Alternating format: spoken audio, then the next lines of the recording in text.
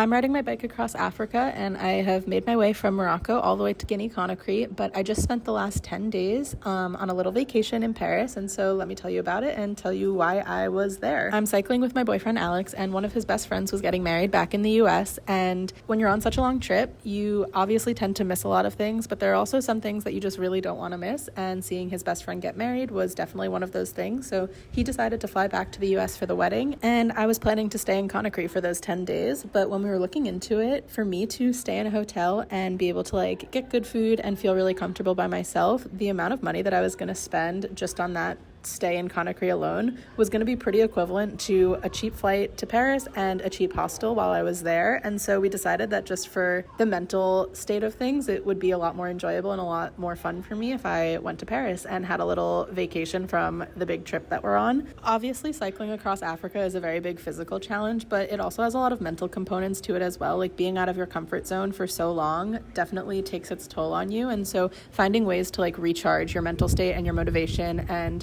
your tenacity to keep going is really important. And so the 10 days in Paris were so good for my mind and for my spirit. Getting to eat so many different foods that I don't really have access to while I'm traveling in Africa, getting to walk around and just like walk for an hour in one direction with my AirPods in and not having to like be super mindful of where I'm going or what's going on around me. It was just such a nice like relaxing break, and it definitely gave me a lot of perspective and a lot of excitement to return to the journey. I also needed malaria medication, so that was another thing that we did while we were in Paris. I got tons of malaria meds. We went to a bike shop and got a few things that we need for our bikes, and yeah, I just feel so much more like relaxed and recharged than I would have if I had stayed in Conakry by myself for 10 days, and I'm so excited and ready to be cycling again and to make progress towards our goal of hitting South Africa soon. And yeah, that's what I've been up to, and I'm excited to get back on the bikes.